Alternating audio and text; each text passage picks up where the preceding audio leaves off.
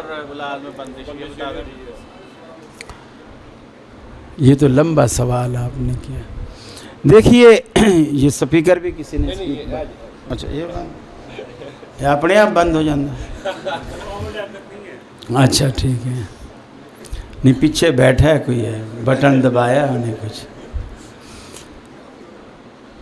یہ ایک الگ ہمارے ہاں رواج ہے کہ جی کاروبار ٹھپ ہے، بندش ہو گئی ہے، بیٹیوں کے رشتے نہیں آتے، بندش ہو گئی ہے. میں خوراک تو بڑی اچھی کھاتا ہوں لیکن لگ نہیں رہی، گال بھی اندر پچکے ہوئے ہیں، کمزور کمزور سا لگتا ہوں. لگتا ہے کوئی بندش ہے. اولاد نہیں ہو رہی، 10 سال ہو گئے شادی کو، کسی نے بندش کرا دی. دکان پہ بیٹھتا ہوں، گاہک نہیں آتے، کسی نے بندش کرا دی. یہ ایک بڑا نظریہ ہے اور اہل حدیثوں میں بھی سرایت کیا ہوا ہے. چونکہ ہمارے پاس بھی لوگ آتے ہیں، کوئی دم بتا دیں، کوئی وظیفہ بتا دیں یا آپ دم کر دیں، کوئی یہ بندش کا سلسلہ ختم ہو جائے. اور بہت سارے مولوی ایسے ہیں جب لوگ ان کے پاس جاتے ہیں وہ ڈراتے ہیں کہ ہاں یہ تو بہت سخت بندش کسی نے کرائی ہے، بہت سخت بندش ہوئی ہے.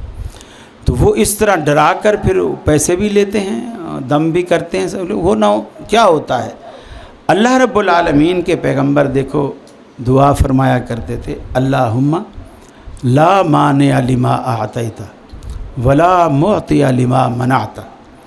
اے اللہ جسے تو دینا چاہے دنیا کی کوئی طاقت اسے روک نہیں سکتی، اور جس کو تو روک دے تو دنیا کی کوئی طاقت اسے دے نہیں سکتی.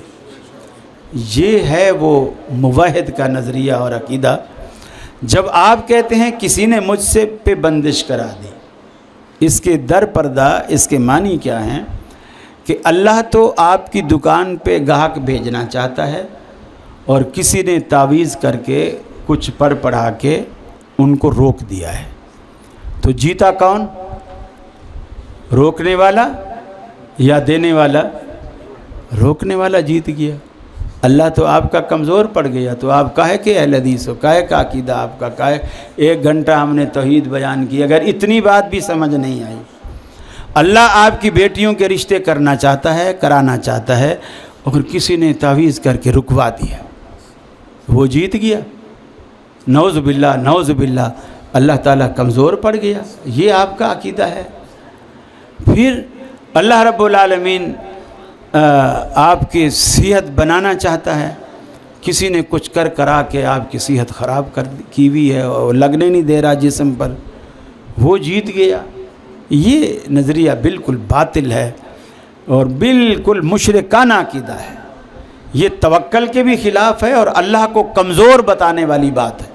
اس کو دل و دماغ سے نکال دیجیے اور اللہ پہ یقین رکھیے، سب کچھ اسی کے ہاتھ میں ہے.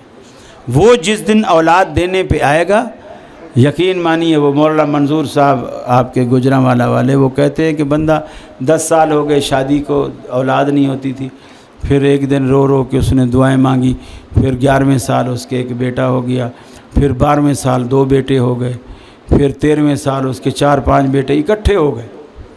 تو پھر وہ مسجد میں بیٹھا رو رو کے دعائیں مانگ رہا تھا، یا اللہ میں نے تیرے سے ایک بیٹا مانگا تھا، تو نے تو بیٹوں کا پھاٹک ہی کھول دیا ہے. تو اللہ رب العالمین کے دست قدرت میں ہے. یہ اس کی اپنی حکمتیں ہیں اور حکمتوں کا تقاضا ہے کہ وہ جس طرح چاہے، جب چاہے، جس کو جتنا دے. یہ اس کی حکمت ہے. کچھ باتیں ایسی ہوتی ہیں کہ اللہ تعالیٰ دنیا میں نہیں دیتا اور اس کو آخرت کے لیے رکھ لیتا ہے، اور وہ آپ کے لیے مفید ہوتا ہے، بہت مفید ہوتا ہے.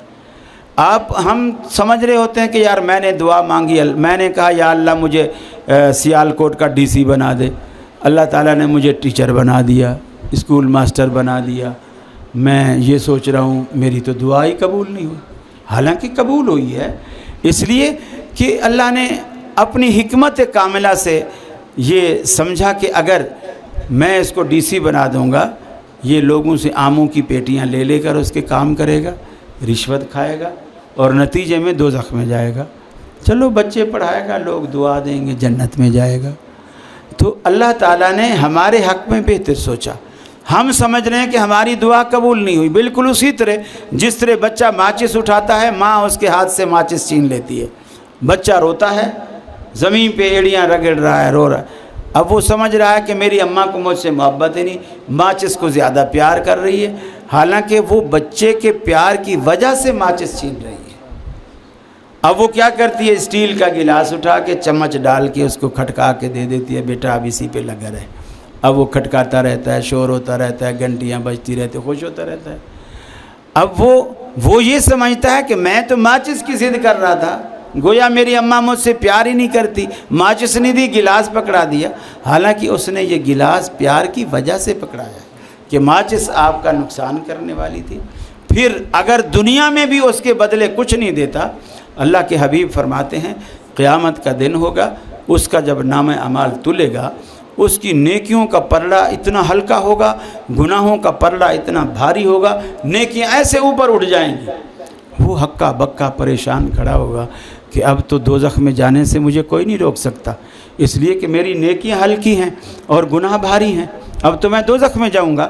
اللہ تعالیٰ فرشتوں سے کہتا ہے وہ جو گٹھڑی رکھی ہوئی ہے نا، چھوٹی سی ایک پٹلی ایسی گٹھڑی سی، یہ لے اور اس کے ترازو میں رکھ دو۔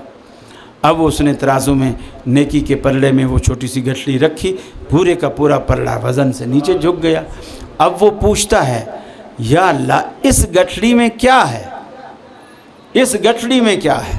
اللہ تعالیٰ اسے جواب دیتا ہے اس گٹھڑی میں تیری وہ دعائیں ہیں جو ہم نے دنیا میں قبول نہیں کی تھی، آج کے دن کے لیے اسے رکھ چھوڑا ہے۔ تو لہٰذا اللہ تعالیٰ آپ کی کسی دعا کو رائے گاہ نہیں کرتا، وہی بھی دیتا ہے، اس کے بدلے دوسری چیز دیتا ہے، یا پھر آخرت کے لیے اسے محفوظ کر لیتا ہے، وہ انشاءاللہ رائے گاہ نہیں جائے گا۔